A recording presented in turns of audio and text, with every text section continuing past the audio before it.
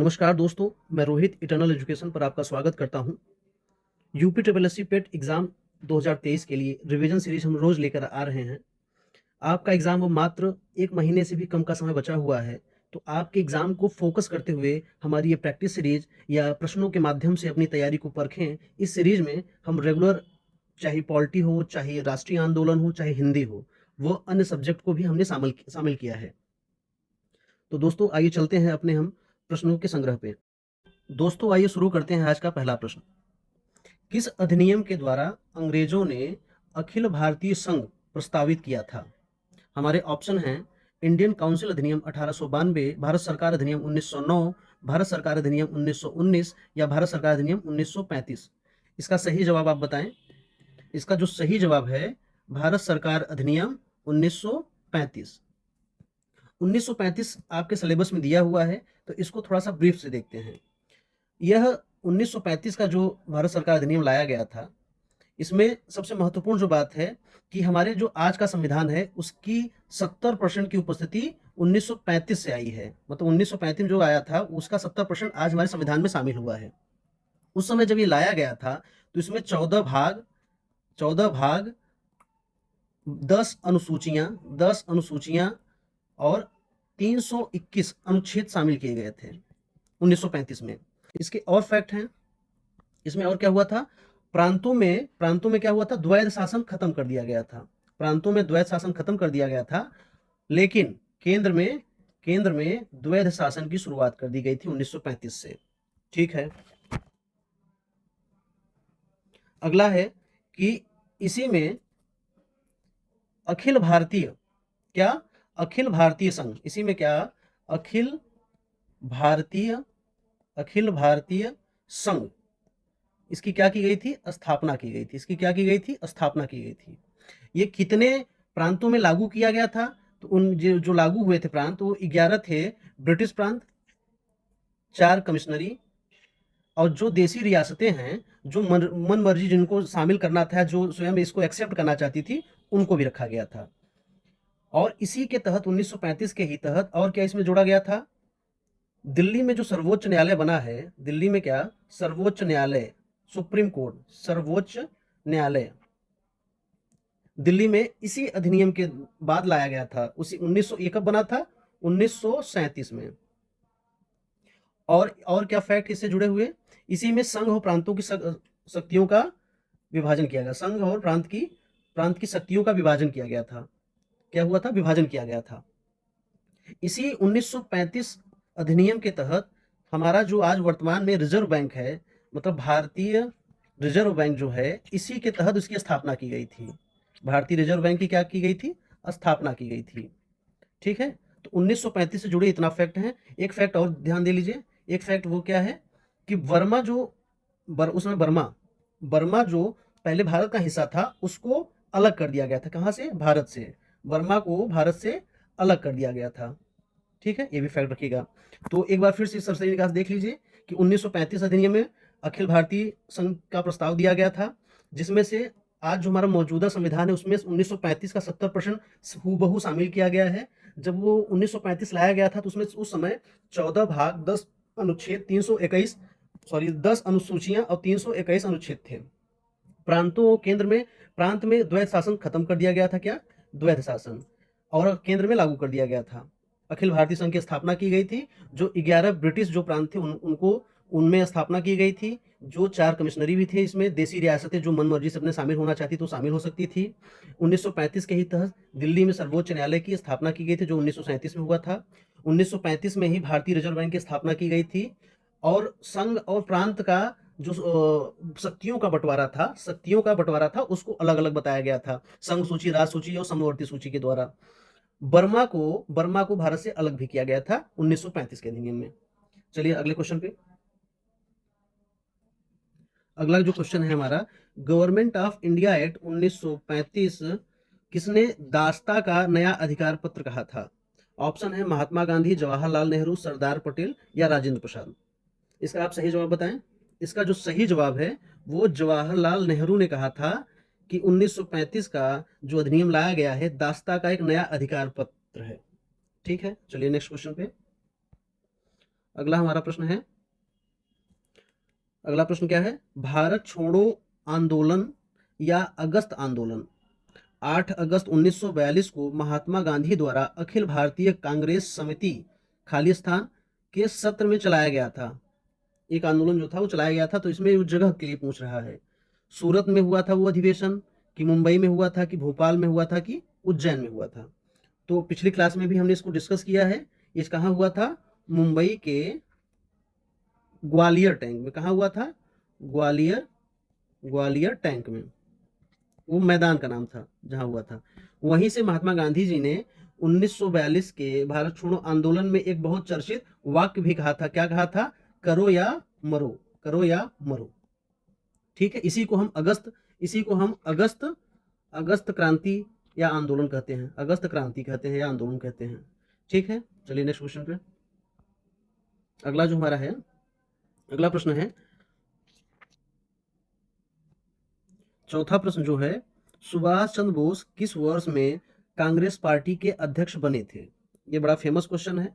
Option है 1932, 1939, 1941 या 1938। इसका सही जवाब आप बताएं। इसका जो सही जवाब है 1938। इसका जो सही जवाब है 1938। जानिए कैसे। पहले तो ये जानिए कि सुभाष चंद्र बोस, इनका जन्म, सुभाष चंद्र बोस का जन्म कहाँ हुआ था, उड़ीसा में। कहाँ हुआ था, उड़ीसा में। उस समय इसका नाम कटक था। और क्या डेट थी इनकी, जन्म तिथि जो थी, जन्म तिथि की जो डेट है 23 जनवरी 1897। ठीक है।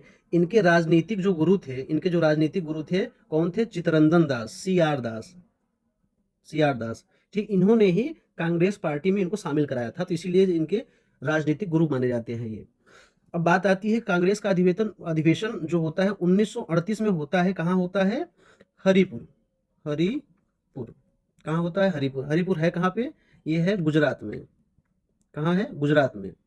और एक वाकया हुआ था अगले वर्ष 1939 में, त्रिपुरी अधिवेशन हुआ था। कौन सा, त्रिपुरी अधिवेशन हुआ था कांग्रेस पार्टी का। उसमें भी सुभाष चंद्र बोस जी अध्यक्ष पद के दावेदार थे, पर महात्मा गांधी के कुछ विचारों से असहमत होने के कारण, महात्मा गांधी और सुभाष चंद्र बोस थोड़ा सा एक विचार से असहमत थे, इसीलिए उस अधिवेशन में पहली बार वोटों के आधार पर चुनाव हुआ अध्यक्ष पद का। उसमें सुभाष चंद्र बोस एक तो थे ही, दूसरे थे पट्टाभी सीतारमैया, पट्टाभी सीतारमैया, पट्टाभी सीतारमैया दावेदार थे, जिसमें से वोटों के आधार पर भी सुभाष चंद्र बोस को, सुभाष चंद्र बोस जी को अध्यक्ष पद का दावेदार चुन लिया गया था। पर महात्मा गांधी जी की वजह से वो उस 1939 की त्रिपुरा अधिवेशन में उन्होंने अध्यक्षता करने से इनकार कर दिया था। चलिए अगले क्वेश्चन पे। हमारा अगला क्वेश्चन है, पांचवा, भारतीय शासन अधिनियम 1935 के द्वारा स्थापित संघ में अवशिष्ट शक्तियां किसे दी गई थी। अवशिष्ट शक्तियां किसे दी गई थी। ऑप्शन है संघीय विधानमंडल को, गवर्नर जनरल को, प्रांतीय संविधान मंडल को, या प्रांतीय राज्यपाल को। इसका सही जवाब बताएं। इसका जो सही जवाब है, सही जवाब क्या है, गवर्नर जनरल को। सही जवाब क्या है, गवर्नर जनरल को। हमने आपको बताया कि उसमें संघ और प्रांतों में शक्तियों का बंटवारा किया गया था, तो उसमें सूचियां थी। उसमें कितनी सूचियां थी, एक थी संघ सूची, दूसरी थी राज्य सूची, और तीसरी थी समवर्ती सूची, तीसरी थी समवर्ती सूची। संघ में जो मुद्दे थे, जो विषय शामिल किए गए थे, उसमें 59 सब्जेक्ट थे, राज्य में 54 सब्जेक्ट थे, और समवर्ती सूची में 36 सब्जेक्ट थे। ठीक है, इसका उत्तर, सही उत्तर है गवर्नर जनरल को अवशिष्ट शक्तियां प्रदान की गई थी। चलिए अगले क्वेश्चन पे आइए। अगले क्वेश्चन पे हमारा अगला क्वेश्चन है, सुक्ति का सही संधि विच्छेद है। ऑप्शन है, ऑप्शन सुक्ति, सुधनुक्ति, बड़ा उक्ति, सुधंक्ति, सुक्त धन ई। इसका जो सही जवाब है, सही जवाब क्या है, सही जवाब है सुधन उक्ति। आइए जानते हैं पहले ये है कौन सी संधि। ये है दीर्घ स्वर संधि। कौन सी है, दीर्घ स्वर संधि। ठीक है, दीर्घ में होता क्या है कि अ, ई, उ से आ, बड़ी ई, बड़ा उ, या इसी से फिर से मिला दिया जाए अ ई उ, मतलब चाहे इसका इसका कॉम्बिनेशन हो और चाहे इसका इसका कॉम्बिनेशन हो, हमारा जो रिजल्ट आना चाहिए दीर्घ फॉर्म में आना चाहिए। दीर्घ फॉर्म क्या है? आ, बड़ी ई और बड़ा ऊ, ये दीर्घ संधि के हैं। तो इसको जब हम करेंगे, सुक्ति को जब हम तोड़ेंगे संधि विच्छेद में, तो ये टूटेगा सु धन उक्ति, सुधन उक्ति। इसमें ध्यान देने वाली बात यह है कि जब संधि विच्छेद जब टूटता है तो जो बड़ा है वो छोटे में कन्वर्ट हो जाता है, मतलब जो बड़ा ऊ यहाँ था वो छोटे ऊ में आ गया, मतलब ऊ ये भी है और यहाँ भी ऊ है, ऊ मिल के बड़े ऊ का निर्माण करते हैं, यही है दीर्घ संधि, यही है दीर्घ संधि। तो इसका जो सही जवाब है सुधन उक्ति। चलिए अगले क्वेश्चन पे। हमारा 7वां क्वेश्चन क्या बोल रहा है? नाविक का सही संधि विच्छेद है। ऑप्शन है नाव धन इक, नौ धन इक, ना धन विक या नावी धन क। तो पहले तो ये बताइए कौन सी संधि है? ये कौन सी संधि है? ये है अयादि संधि। कौन सी? अयादि संधि, अयादि संधि। ठीक है, अयादि संधि की पहचान के लिए मैं कुछ चीजें आपको बता दे रहा हूं। इसमें जो मेन फैक्ट हैं आपको उनको जानना है। इसमें य और व, य और व अगर शब्द के बीचों बीच दिखे, मतलब शब्द के बीचों बीच अगर इस पोजीशन में दिख रहा है, शब्द के बीचों बीच दिखे य और व, और उसके पहले ये पूर्ण हो, मतलब पूर्ण अक्षर हो, मतलब यहाँ कोई आधा व्यंजन न हो, ये पूर्ण हो, मतलब बीच में दिखे य और व और उसके पहले यहाँ ये पूर्ण अक्षर हो, क्या हो? पूर्ण। तो इसकी 99% संभावना अयादि संधि की रहती है। जैसे उदाहरण में, और एक चीज और इसमें ध्यान दे लीजिए कि जब शब्दों का आरंभ होगा तो कुछ उच्चारण आते हैं, वो उच्चारण को आप ध्यान दे लीजिए। उच्चारण क्या आएंगे? अय, आय, अगला है अव, आव, ये उच्चारण आएंगे। जैसे इसी क्वेश्चन देखिए कि नाविक, नाविक, आव, आव, आव, क्या आ रहा है? आव, क्या आ रहा है? आव। तो ये पहचान हो गई, इसने सेटिस्फाइड किया इसके डेफिनेशन को कि अयादि संधि वो है य और वह होने चाहिए, बीचों बीच शब्द से जस्ट पहले पूर्ण अक्षर हो और जो उनके उच्चारण हो, क्या? उनके जो उच्चारण हो अय, आय, अव, आव से हो। तो जैसे नाविक में आव आया, अब इनमें देखिए अगर अय आता है, आय आता है, अव आता है और आव, अय, आय, अव, आव, इनकी डिफिनेशन को भी थोड़ा समझ लीजिए। अगर अय आता है तो उदाहरण में हम एक उदाहरण ले लेते हैं, नयन, क्या? नयन, क्या आया? अय, नयन। अगर ऐसे अय से उच्चारण आता है तो इसमें ए जोड़ देते हैं पहले वाले अक्षर को, मतलब एक मात्रा, क्या? एक मात्रा। इसका तो सही संधि विच्छेद क्या बनेगा? न में एक मात्रा लग जाएगी तो ने धन, अब यह ही तो कन्वर्ट हुआ है तो यह चला गया, तो यह चला गया तो इसकी जगह क्या बचा? अ बचा, अ, उच्चारण वाला अ बचा। तो यहां लिख देंगे न, ने धन अन, ये इसका सही संधि विच्छेद हो गया। ने धन अन, नयन का सही संधि विच्छेद हो गया। आय का एक देख लीजिए, इसे हमारे नायक, क्या? नायक। अगर नायक अगर उदाहरण में आए तो इसमें पहले उच्चारण देखिए क्या? नाय, नायक, आय आया ना, आय। अगर आय आए तो अय की मात्रा लगाएंगे, मतलब डबल मात्रा, क्या लगाएंगे? डबल मात्रा। अब इसका सही संधि विच्छेद करिए, नायक, आय आ गया तो न जो है, न पे क्या हो गया? हम लगाएंगे डबल मात्रा, मतलब नए। धन बचा क्या? ये कट गया, बचा अ, यहाँ बचा नए धन अक, इसका सही संधि विच्छेद हो गया नए धन अक। आव का देख लीजिए, आव में जैसे हम लगा दें अव में पवन ले लीजिए, प व न, पवन में देखिए क्या है? पवन, अव का उच्चारण हो रहा है, बीच में य या व आए उसके पहले पूर्ण अक्षर होना चाहिए, तो इसका ज्यादा संभावना होती है अयादि संधि की। वो भी ये 3 अक्षरों के होते भी हैं, ये भी एक पहचान है कि इनमें 3 ही अक्षर होंगे, 3 ही अक्षर होंगे, 3 अक्षर होंगे। ठीक है, तो इसका सही संधि, अच्छा अगर अव आ गया तो पवन में, तो यहाँ लगाएंगे ओ की मात्रा। ओ की मात्रा आप जानते हैं, एक ऊपर लाइन एक नीचे लाइन। अब इसका सही संधि विच्छेद करिए, तो प पे लग गया, प पे लग गया, ओ की मात्रा पो हो गया, वो कट जाएगा, यहाँ क्या बचा? यहाँ क्या बचा? अ बचा। तो अब यहाँ धन कर देंगे, अन, पो धन अन। आव का एक उदाहरण ले लीजिए, जैसे पावन, पावन, पावन। अब इसमें क्या रहा है, पावन, आव, आव आ रहा है, तो आव में क्या करेंगे, औ की मात्रा लगा देंगे, मतलब 2 ऊपर लाइन 1 नीचे।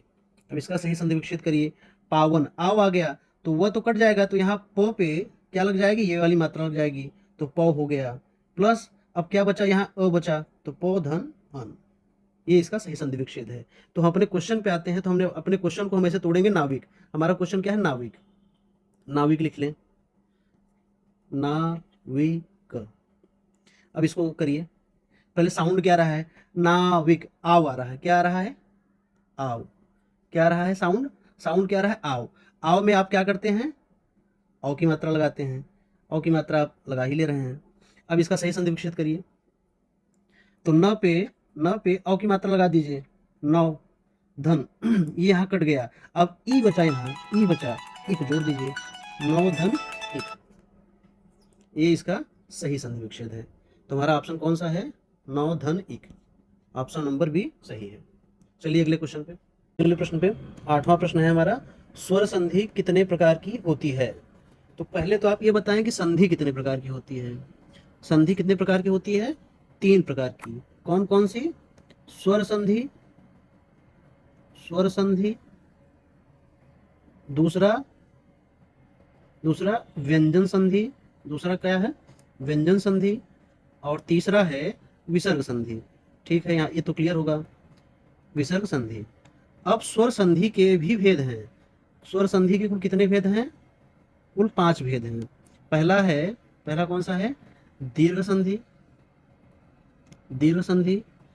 दूसरा है यण संधि, तीसरा है गुण संधि, चौथा है वृद्धि संधि, और 5वां है अयादि संधि। ठीक है, तो संधि कितने प्रकार की हैं, 3 हैं, और स्वर संधि के कुल कितने भेद हैं, 5 हैं। ठीक है, कौन कौन से, दीर्घ संधि, यण संधि, गुण संधि, वृद्धि संधि और अयादि संधि। तो जो इसका सही जवाब है, सही जवाब अब आपको पता चल गया है, सही जवाब है 5। अगले प्रश्न चलते हैं। अगला प्रश्न है हमारा 9वां प्रश्न है, कर्कश का विलोम नीचे दिए विकल्पों में से कौन सा होगा। ऑप्शन है कठोर, विवेक, मधुर या विनम्र। पहले तो आपको कर्कश का हिंदी में अर्थ मालूम होना चाहिए। कर्कश को कठोर बोलते हैं, कर्कश को कठोर बोलते हैं, और कठोर का जो विलोम होगा वो क्या होगा, मधुर। क्या होगा, मधुर। तुम्हारा ये ऑप्शन मधुर सही है। विनम्र का होगा उदंड हो जाएगा, और विवेक का विलोम होगा, विवेक का क्या विलोम होगा, अविवेक। चलिए अगले प्रश्न पे, हमारा अगला प्रश्न है 10वां, श्री गणेश का विलोम शब्द है श्री राधा, इतिश्री, विनाश या शुभारंभ। तो किसी काम को जब हम करते हैं तो हम बोलते हैं इस काम के लिए हम श्री गणेश करने जा रहे हैं, मतलब शुरुआत करने जा रहे हैं। तो ये हो गया शुरुआत से, इसका मतलब हो गया शुरुआत करने जा रहे हैं। तो जब शुरुआत कर रहे हैं तो शुरुआत का विलोम होता है अंत करना, समाप्त करना। तो इसमें जो इतिश्री ऑप्शन है, इतिश्री का मतलब ही होता है किसी काम को अगर सकुशल संपन्न कर लें तो उसे क्या बोलते हैं, इतिश्री। तो इतिश्री को समाप्त करना बोलते हैं। तो इसका जो सही ऑप्शन है बी। अगले प्रश्न चले, हमारा अगला प्रश्न है, निम्नलिखित में से कौन सा शब्द पक्षी का पर्यायवाची नहीं है, पर्यायवाची नहीं है, नहीं बताना है। ऑप्शन है द्विज, खग, पंथी या विहग। इसका सही जवाब आप बताएं। इसका जो सही जवाब है, जो नहीं है, देखिए द्विज भी होता है, पक्षी का द्विज भी होता है, खग भी होता है, और विहग भी होता है, पंथी नहीं होता है। तो मतलब ये नहीं पूछा है, तो ये ऑप्शन सी है। द्विज के या पक्षी के चिड़िया, परिंदा, पखेरु, गगनचर, नभचर मतलब आदि नामों से जाने जाते हैं। तो इनमें जो इसमें नहीं है वो पंथी, बाकी ये सभी पक्षी के पर्यायवाची हैं। चलिए अगले प्रश्न पे, अगला प्रश्न है 12वां, निम्नलिखित में से कौन सा समुद्र, अगला प्रश्न है, निम्नलिखित में से समुद्र का पर्यायवाची नहीं है। जो समुद्र का पर्यायवाची नहीं है वो बताना है। अम्बुद, पारावार, अर्णव या पयोधी? इसका सही जवाब बताएं। इसका जो सही जवाब होगा, पहले तो आप समुद्र का पर्यायवाची कौन कौन होते हैं जानिए। समुद्र का पर्यायवाची पारावार भी होता है, अर्णव भी होता है, पयोधी भी होता है। अम्बुद जो है ये पर्यायवाची है किसका? बादल का और मेघ का। अगर इसको हम अम्बुज कर दें, अम्बुज कर दें, तो अम्बुज जो पर्यायवाची होता है वो होता है पानी का। आप इसको ऐसे भी देखिए, लास्ट में अगर द लगा है तो बादल का होगा, और ज लगा है लास्ट में तो जल का होगा। किसका होगा? जल का होगा। तो अम्बुद बादल का, अम्बुज जल का, बाकी सभी समुद्र के हैं। पारावार, अर्णव, पयोधी। अगले प्रश्न चलते हैं। अगला प्रश्न है हमारा, खाने की इच्छा वाक्यांश के लिए एक शब्द का चयन करिए। ऑप्शन है विभुच्छा, बुभुच्छा, विपुच्छा या भूभुच्छा। तो इसका जो सही जवाब है, सही जवाब क्या है? बुभुच्छा। खाने की इच्छा को क्या बोलते हैं? बुभुच्छा। चलिए अगले प्रश्न पे। अगला प्रश्न है हमारा, अगला प्रश्न है, निम्नलिखित में से कौन सा शब्द पुल्लिंग है?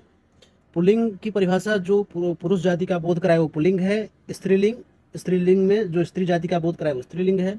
कुछ चीज़ों को आपको याद करना पड़ेगा, क्योंकि इनमें जो प्रायः वो होते ही हैं। मतलब जैसे स्त्रीलिंग में कुछ चीज़ें होंगी वो स्त्रीलिंग में ही होंगी, जैसे कोयल, चील, लोमड़ी, गिलहरी, दीमक, तितली, मकड़ी, ये सब स्त्रीलिंग में नित्य आएंगे। और नित्य पुल्लिंग में कौन सा रहेगा? चीता, भेड़िया, कौवा, खरगोश, खटमल, उल्लू, ये सब नित्य पुल्लिंग में आएंगे।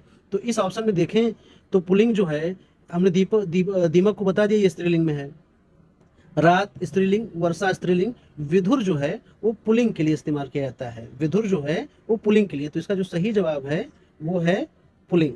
इसको आप शब्दों के माध्यम से भी, मतलब वाक्य बना के भी प्रयोग करके देख सकते हैं। जैसे रात, रात हो गई है, वर्षा हो रही है, और दीमक ये नित्य स्त्रीलिंग में आता है। तो इस तरीके से आप देखें तो आपको जल्दी चीजें याद होंगी। चलिए अगले प्रश्न पे। 15वां प्रश्न है हमारा, भारत में ज्ञानपीठ पुरस्कार पाने वाली पहली महिला कौन थी? पहले तो आप बताएं ज्ञानपीठ पुरस्कार कब से दिया जा रहा है, स्थापना कब हुई? तो इसकी जो स्थापना हुई 1965 से। ठीक है। इसमें कितनी भाषाओं में दिया जाता है? जो भाषा है इसकी 22 तो हमारी 8वीं अनुसूची में है, प्लस 1, मतलब ये इंग्लिश के लिए भी अब दिया जाता है 2018 से। तो अब कुल कितनी भाषा हो गई? 23। इसमें धनराशि जो दी जाती है, धनराशि क्या दी जाती है? धनराशि बताएं कितनी दी जाती है? धनराशि है 11 लाख रुपए, 11 लाख रुपए, प्लस एक वाग देवी मतलब सरस्वती की मूर्ति और प्रशस्ति पत्र दिया जाता है। ठीक है। अब जो प्रश्न है कि ज्ञानपीठ पुरस्कार पहली महिला कौन थी, तो पहली महिला से पहले जानिए पहला पुरुष कौन था जिसको मिला। जो फर्स्ट पुरुष में आएंगे तो वो थे पहले हमारे जी शंकर कुरूप, जी शंकर कुरूप। और हमारी फर्स्ट महिला जो थी, फर्स्ट महिला जो थी, पहली महिला कौन सी थी? पहली महिला जो थी वो थी आशा पूर्णा देवी, आशा पूर्णा देवी। पर ये हिंदी के लिए नहीं थी। इन्होंने जो पहली बार जो पहली महिला तो थी ये, पर इनकी जो भाषा थी वो बांग्ला थी। प्रश्न एक और बन जाता है, तो पहली जो महिला थी हिंदी के लिए, पहली महिला हिंदी के लिए, तो हिंदी के लिए हमने कल भी प्रश्नों के माध्यम से ही बताया था कि पहली जो महिला थी वो महादेवी, महादेवी वर्मा। इनको किस साहित्य के लिए मिला था? इनको जो मिला था यामा के लिए। किसके लिए? यामा के लिए। इनकी जो रचना थी यामा के लिए इनको दिया गया था। ठीक है। तो ये क्लियर हो गया। ज्ञानपीठ पुरस्कार स्थापना कब हुई थी, कितनी भाषाओं में दिया जाता है, क्या क्या, 11 लाख, एक सरस्वती जी की मूर्ति और एक प्रशस्ति पत्र। पहले पुरुष थे जी शंकर कुरूप, पहले पुरुष जी शंकर कुरूप थे। पहली महिला थी आशापूर्णा देवी, पर ये बंगला के लिए थी। और जो पहली महिला हिंदी के लिए थी वो महादेवी वर्मा थी। तो इसका जो सही जवाब इसमें क्या रहेगा? पहली महिला पूछा, हिंदी और उस भाषा से पूछा नहीं है, तो पहली महिला आशापूर्णा देवी। चलिए अगले प्रश्न पे। हमारा अगला जो प्रश्न है, अगला प्रश्न क्या है? भारत में पंचायती राज स्थापित करने वाले प्रथम 2 राज्य कौन से हैं? प्रथम राज्य 2 कौन से हैं? ऑप्शन में राजस्थान, महाराष्ट्र, राजस्थान सब में है, पश्चिम बंगाल, आंध्र प्रदेश, पंजाब। राजस्थान में तो लाया गया ही था। राजस्थान में पहला लाया कब गया था? तो जो पहला लाया गया था वो था 2 अक्टूबर 1959 को किसके द्वारा? पीटी जवाहरलाल नेहरू द्वारा। राजस्थान के कहाँ? राजस्थान के नागौर जिले में। कहाँ? नागौर जिले में 2 अक्टूबर 1959 को लाया गया था। इसी साल आंध्र प्रदेश में भी लाया गया था। आंध्र प्रदेश में भी लाया गया था। तो पहला जो है वो राजस्थान हो गया और दूसरा कौन हो गया? आंध्र प्रदेश हो गया। इसी से संबंधित एक और प्रश्न आता है, पंचायती राज दिवस। पंचायती राज दिवस कब मनाया जाता है? तो पंचायती राज दिवस जब मनाया जाता है कब? 24 अप्रैल 1992 को 73वां संविधान संशोधन किया गया था। 73वां संविधान संशोधन द्वारा इसको शामिल किया गया था संविधान के रूपरेखा में। तो इसी वजह से 24 अप्रैल को हमारा संविधान दिवस आज भी मनाया जाता है। तो इस प्रश्न का जवाब आपको मिल गया। इस प्रश्न का जवाब है सी ऑप्शन, राजस्थान और आंध्र प्रदेश। पहला राजस्थान था और दूसरा आंध्र प्रदेश था। चलिए अगले प्रश्न पे। 17वां जो प्रश्न है, संवैधानिक उपचारों का अधिकार किसके तहत आता है? ऑप्शन है मौलिक अधिकार, कानूनी अधिकार, संवैधानिक अधिकार या प्राकृतिक अधिकार। इसका सही जवाब क्या है? इसका जो सही जवाब है वो संवैधानिक उपचार वो है मौलिक अधिकार से। मौलिक अधिकार के ही तहत संवैधानिक उपचार भी आते हैं। ये किस आर्टिकल में है? किस आर्टिकल में है? आर्टिकल 32। चलिए अगले प्रश्न पे। अगला प्रश्न है 18वां प्रश्न है, भारत के संविधान का निम्नलिखित में से कौन सा अनुच्छेद ग्राम पंचायत से संबंधित है? तो इस प्रश्न का सही जवाब जो है ऑप्शन में दिया है 40 है, 42 है, 38 है या 39 है। जो इसका सही जवाब है अनुच्छेद 40। अनुच्छेद 40 क्या करता है? ग्राम पंचायत संबंधित बताता है। 42 क्या बताता है? प्रसूति से कि राज्य निःशुल्क प्रसूति सहायता देगा। 38 क्या बताता है? लोक कल्याणकारी या राज्य से नीतियों का वर्णन, मतलब इसमें लोक कल्याणकारी वाली बात की गई है, लोक कल्याणकारी। ठीक है। 39 में इसे समान कार्य के लिए समान वेतन, मतलब समान वेतन, जैसे इसमें स्त्री, पुरुष और बच्चों की चर्चा की गई है। ठीक है, तो इसके लिए है। तो इसका जो सही ऑप्शन था अनुच्छेद 40 ग्राम पंचायत संबंधित है। अगला प्रश्न चलिए। अगला प्रश्न है हमारा 19वां है, जब संविधान लागू हुआ था तो उसमें कुल कितनी अनुसूचियां थी? ऑप्शन है 6, 8, 10 या 12। इस प्रश्न का जवाब दें। इस प्रश्न का जो सही जवाब है, जब संविधान लागू हुआ था तो उस समय हमारे पास कुल 8 अनुसूचियां थी। वर्तमान में कितनी अनुसूचियां हैं? वर्तमान में हमारे पास कितनी अनुसूचियां हैं? 12। ये संविधान जब लागू हुआ था तब, और ये है वर्तमान की स्थिति। वर्तमान में 12 अनुसूचियां हैं। चलिए अगले प्रश्न पे। 20वां प्रश्न है, जो आज का अंतिम प्रश्न है, सर्वोच्च न्यायालय के न्यायाधीशों को किसके द्वारा हटाया जा सकता है? ऑप्शन है संविधान सभा द्वारा, मसौदा समिति द्वारा, राज्यसभा द्वारा या संसद द्वारा। तो इसका सही जवाब सभी को मालूम होगा। इसका जो सही जवाब है संसद द्वारा। किसके द्वारा? संसद द्वारा। क्योंकि संविधान सभा तो उस समय बना तो वो तो अब वर्तमान है नहीं। मसौदा ड्राफ्टिंग कमेटी उसका कोई मतलब है नहीं। केवल राज्यसभा से पास हो ही नहीं सकता। इसका जो सही जवाब है वो संसद द्वारा। दोस्तों आज के लिए बस इतना ही। आज की रिवीजन सीरीज आपके लिए कितना फ़ायदेमंद रही और क्या सुझाव आप दे सकते हैं वो भी कमेंट बॉक्स में बताइए। बाकी हमारे चैनल पर geography, science, history, polity, national movement और हिंदी कंप्यूटर सीरीज, ये सभी आपके पेट एग्जाम को देखते हुए बनाए गए हैं और आप उनसे जुड़िए। आपको सीखने का, आपको एग्जाम में अच्छा फ़ायदा मिलेगा। आप अपनी तैयारी हमारे चैनल से जुड़कर लगातार करते रहिए और एग्जाम का बहुत कम समय बचा है, इसलिए आप रेगुलर प्रैक्टिस सीरीज और प्रश्नों के माध्यम से अपनी तैयारी को परखते रहिए। मिलते हैं अगली रिवीजन सीरीज में, तब तक के लिए जय हिंद।